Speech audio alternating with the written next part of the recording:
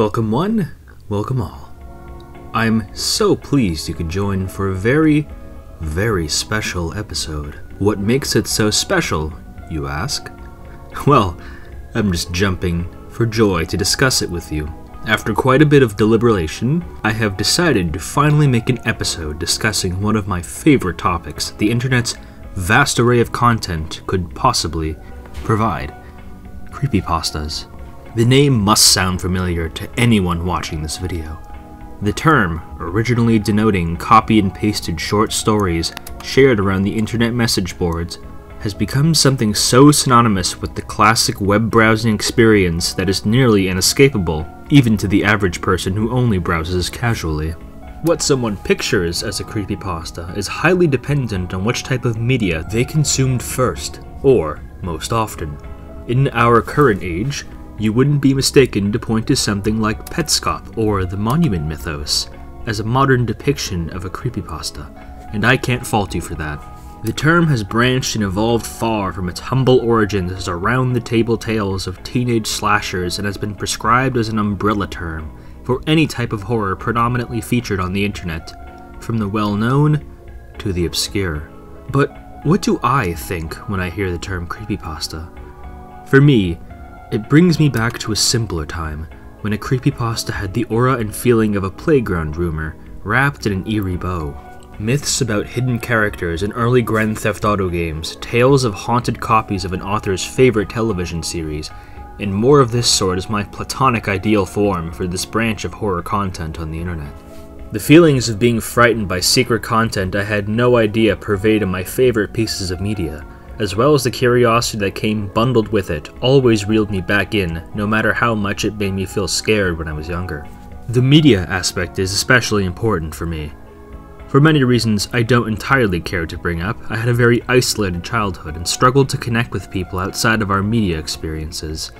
So it's important to me to preserve those experiences so I don't feel like I'm losing myself. Rereading a story like Squidward's, I think I'll just call it Red Mist for now, puts me back in the shoes of 10-year-old me, who was too frightened by the description and photo edits to notice all the tent swapping in the story. I recall telling people in class during the next school day about how terrifying this particular tale was, which started a chain of people genuinely believing that the story was real because of the paranoia I had fostered. Experiences like those I hold so closely to my chest that no other type of story or content could ever penetrate through it. But that's enough about me. I know others feel the same way I do because people simply won't let these types of creepypastas die. Red Mist, even though the hindsight of realizing it wasn't really all that well written, has taken on new life in fan projects like Red Mist Retake, as a clear love letter to the source material. People are so passionate about the creepypastas of old because the people who were kids when they experienced them are now grown up and ready to show their appreciation through their creative applications. Even if their original story quality isn't entirely up to par with what we have now, the memories and nostalgia of said stories can far overpower it. I think something that divides this sort of broadly stroked categories of old and new media-based creepypastas is that the ones of old would be reports or rumors of your favorite entertainment being haunted or tampered with some way, while the new breed chose to forego written stories and instead flex video editing and production to simply make those lost episodes in games a reality. Adaptations of creepypastas are nothing new, with tales like Sonic.exe being more remembered for its game adaptations, subsequent fan games, and whatever the hell Friday Night Funkin' is. But this new breed of internet horror content, while being much more technically proficient, lacks something for me. I've seen several series I've enjoyed, but there was something a lot more immersive and interpersonal about reading it aloud and letting the paragraphs get inside my head, gathering around the forum posts like a campfire. I suppose there isn't a sense of commentary and togetherness when you watch a YouTube video, and then later a series explained video, rather than conducting a lot of the investigation work yourself.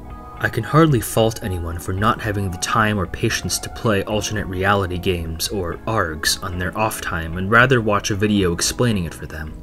But I believe the rise of explanation videos would make sense when so many projects today are just a video series, rather than something more interactable that might last with you longer. But there are still projects that put the game back in alternate reality game. Something that can bring like-minded people together to explore the hidden depth of a game we thought we knew front to back and rekindled the sense of childlike wonder and awe we lost through one of the most iconic games ever made. Super Mario World. Well, a version of Mario World, that is. But not unlike any other version you've played before. This is Mario. All caps, spaced letters. The Mario ARG. But first, I should give out a quick additional glossary. I intend for this video to give everyone a comprehensive understanding of what Mario is, and that is impossible without defining terminology and explaining things so that we're all on the same page. ARG, or Alternate Reality Game, is a story or narrative told through social platforms, typically on the internet, involving real people participating in the forms of interacting with games or speaking to the creators themselves. These typically take the form of interactive websites or online video series, or, for this example, video games. ROM hacking is the process of changing in-game assets and code, ROM standing for read-only memory. To dramatically oversimplify, it's the game file that can be manipulated as the creator sees fit. A ROM hack is the product of the original game being changed or altered in some way, and a ROM hacker is someone who performs said changes. An IPS file, or International Patching System, is a file type used by ROM hackers to patch official copies of Mario World and other games. Distributing intellectual property of Nintendo and other game publishers is illegal, and they have been quite severe for sites and individuals who don't heed the warning. So using IPS files and relying on the players to find the ROM files themselves is a much safer option. Where do you find the official ROMs? Well, legally, I can't tell you, but I can say there's a whole torrent of information out there, so some quick sleuthing won't hurt. Super Mario World Central, or SMW Central for short, is a website created in 2005 dedicated to Mario World ROM hacking tutorials and hosting content. The forum side of the website discusses individual ROM hacks, tutorials for creating certain aspects of ROM files, and general discussions on Mario as a brand. I don't think I have to define who Mario is or his games, do I? It's the main focus of my channel. If you're here, you should know by now. And yes, I am fully aware of the irony of me talking about ARG explanation videos while doing one myself, but you can easily mitigate this problem on your own. This ROM hack is freely available, and I highly recommend you play it before you watch the rest of this video. Go ahead. I'll wait. Are you caught up now? Well, regardless of if you are, let's take a journey together through Mario, the Forgotten ARG. Our story begins on December 28th, 2010, in the morning. SMW Central user and moderator Adam decides to go through the hacks awaiting to be moderated section of the website, which contains hacks waiting for a moderator to verify they are functioning and safe to play. The hack of interest was simply called Mario, in all caps, uploaded by a username Mario with spaces between each caps letter. The user's few posts on the website were incredibly cryptic in nature. The description of the ROM hack reads as follows. As you play the role of Super Mario Plumber, verify that you are beautiful Purinsetsu Zorotaru again. Bowser kidnapped the evil king. It is your job to save her. This hack includes 6 levels of very long. The description sounded like Japanese poorly translated to English, Adam thought as he contacted fellow admin and ex-site owner Kieran. Adam downloaded the ROM hack and was greeted with 2 files.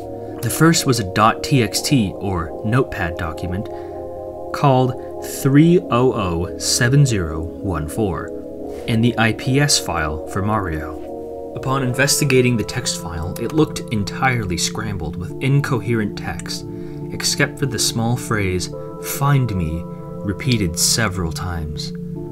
I'll move on from this text document for now, but keep it in mind for later. It is here where Adam began to document his entire experience with the ROM in the form of a creepypasta in a thread discussion. I will diverge from citing the pasta itself and instead play this ROM for myself. All we have to do is patch the IPS to a clean Mario World ROM and... Mario. No world, just Mario. The title screen's nakedness is only the tip of the iceberg. First starting the game, things seem entirely normal, until you catch a small detail change. Looks like Mario is at it again. Not King Koopa, Mario. Things only escalate when the first level of the game has been renamed to Never Come Back. When you enter the level, you find that Mario's muted color palette is the only thing to stare at as you race through the level with no enemies, no coins, and no music. The silence is deafening and stark compared to the vibrancy of what we were so accustomed to. There aren't even coins to collect, it's just you and the stage. Well, there is some points of advice. I hate you. Well, alright then. Let's complete the stage, shall we? At least the yellow switch palace looks unchanged. After that, we can head right on to Yoshi's house for our first proper level in the game. And there's actual enemies to boot. Though, if you choose to use Yoshi, we get more strange text. Mario trapped Yoshi inside the egg. Alright then. Yoshi's Island 7 is even more of an eerie void, with absolutely nothing to do but be alone with your thoughts and reach the goalpost, which takes seconds to do. Leave Now presents us with some power-ups as well as a platforming challenge. Mario is required to jump across invisible platforms. It's a bit tricky the first time around, but not too much of an issue once you get the hang of it. Very interesting point of advice though. All reality breaks down in the castle, renamed to Number 1, Go Back. Iggy's castle is a mishmash of advice boxes and toxic upside-down sludge that kills you if you swim in it. More invisible platforming leads to the most normal part of the entire game, Iggy himself. Man, what a sight for sore eyes. I was so glad to see him pummeled into the lava. Then we're greeted with...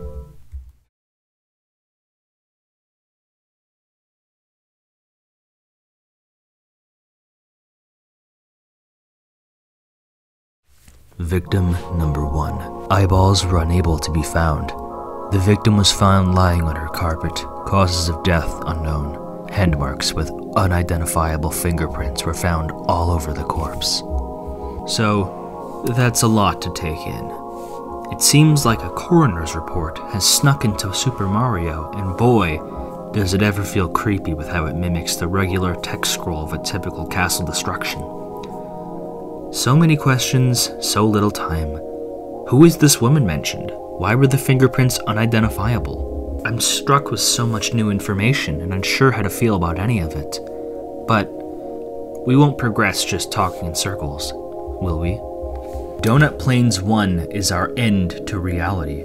No other land or levels seem to exist beyond the Great Blue, so we haven't much of a choice than to enter. There's no way out of here. Fly away.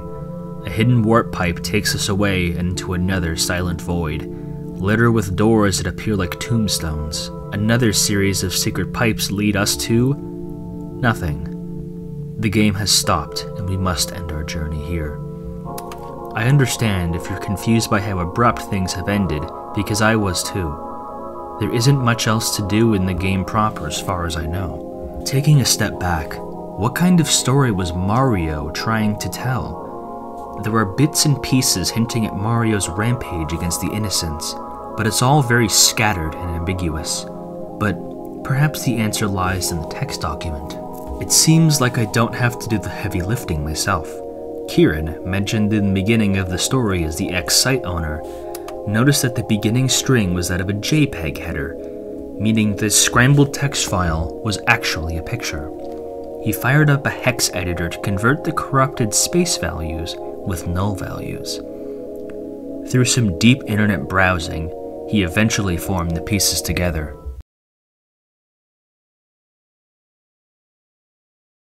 I'm willing to bet you've probably seen this picture before. I mean, it's in the thumbnail, so yes, you have. But even before that, the mere mentions of Mario and Creepypasta in the same sentence is bound to draw this blood-curdling image in your head. But why? Why is this image so infamous? Well, it's important to consider its origins, in that it was a mystery for years. It came from a decrypted .txt file in a game uploaded on a website in 2010, and from then on, its origins were completely in the dark. What is it trying to depict? Many say it's the tortured visage of victim number 1, presumably Mario's victim if we are to take the text of him being a psychotic killer to heart. Though, I propose another theory. I think this red face is meant to represent Mario himself, as he is dragged into hell to atone for all the destruction he caused across Dinosaur Land, potentially more areas. But where does the image come from? That was a topic many struggled for with years and years, which took us down 4chan and other forum sites like rabbit holes. But the answer was partially solved not too long ago. On August 8th, 2008, Ice Cream Monkey Fan would upload a video called Weird Chain Letter Victim Number 1, where we can see a familiar face, as well as a slightly modified version of the Victim Number 1 paragraph. Given that the game was uploaded in 2010, a video from 2 years prior being co-opted isn't hardly unheard of, but this leads us to a troubling development. If this text and image did indeed come from chainmail, then its origins have become unbelievably muddled. We would have to trace back to a series of chainmails in the early 2000s and find the first person who decided to deep fry this image. I've heard claims that this was somehow a banned promotion image of sorts, but I'm unsure of the validity of that story. If this does end up being some kind of music promotion from long ago, I can only hope they were producing something a little bit more substantial than a Rotus promotion for KFC murder chicks. Someone named Grinfriend is implicated in the video, but it's unknown if this was its original source or one of the countless connected people in the chain. Unfortunately, this is where our investigation of the image must end. But fret not, because this is only scratching the surface of this ARG. If we circle back to the user profile Mario, who uploaded the original ROM hack, we can find something very intriguing. On February 5th, 2011, Mario would upload another ROM hack. My first name, I finally finished Mario Cave hack. I am so proud, guys. Please enjoy the hack. Thanks. King Koopa story is that Princess Peach stealing hack. Mushroom Kingdom Princess Mario Koopa military rescue must be grave to grab the pipe. Mario is the dark enemy of innovation. Hukashi, enter the area. Please avoid.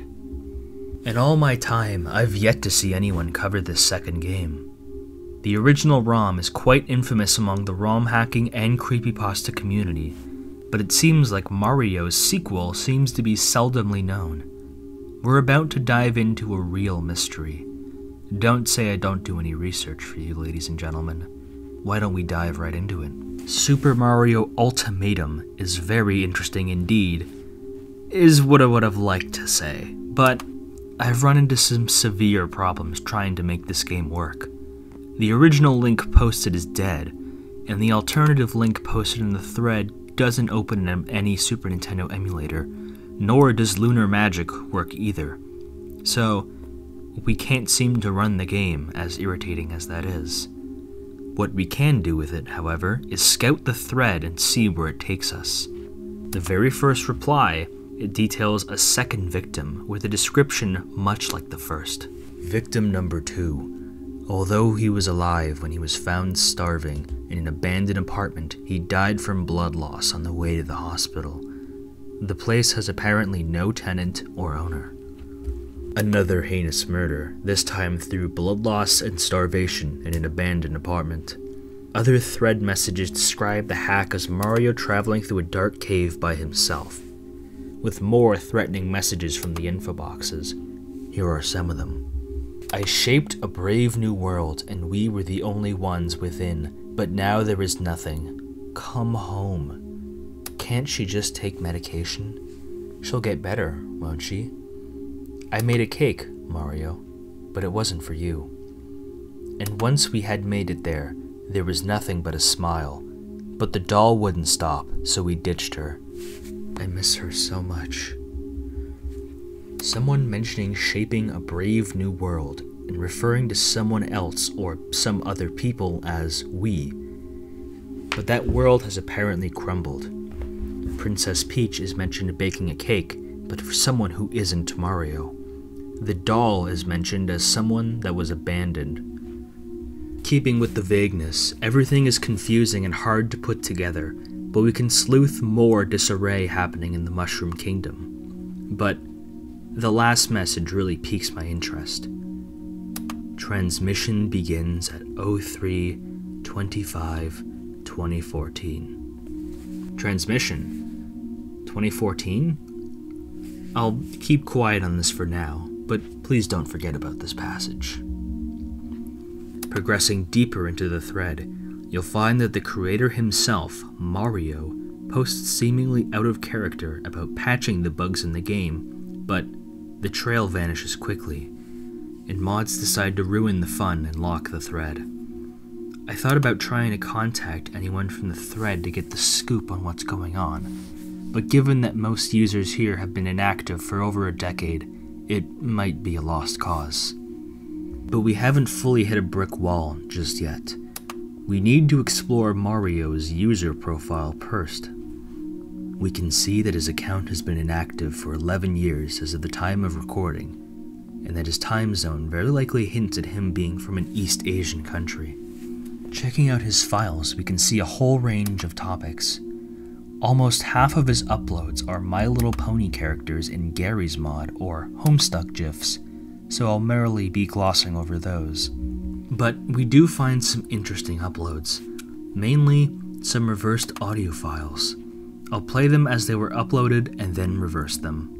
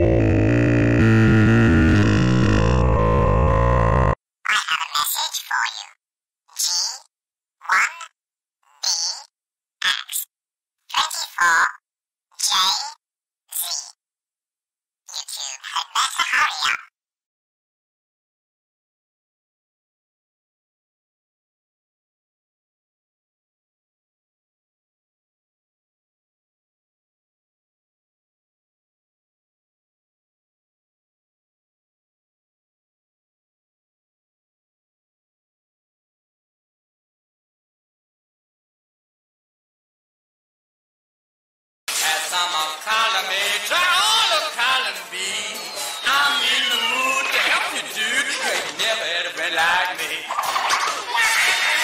Mama. No, no.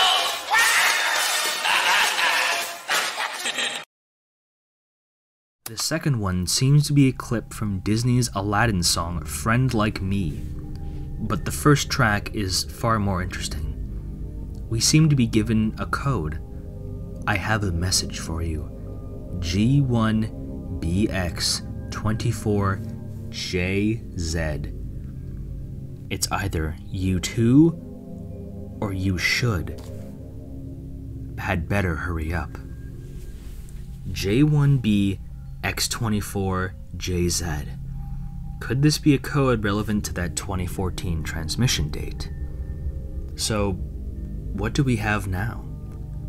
This is where our trail ends.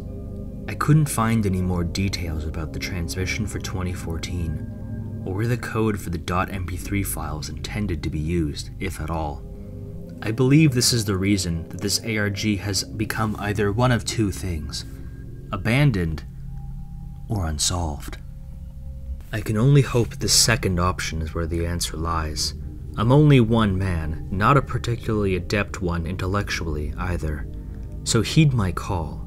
I ask of you, dear viewer, to go seek the answers yourself and see how far you go. With caution, of course. Who knows? You could discover the next key clue. I humbly thank you for tuning in to this investigation. If you're interested in similar content focused on Super Mario Bros. And perhaps the darker side of entertainment, I suggest you share the video around and perhaps subscribe as well. Besides, if this video performs well enough, I might have a surprise waiting for you. But you'll have to hold your breath for that one. Until then, have a lovely rest of your day.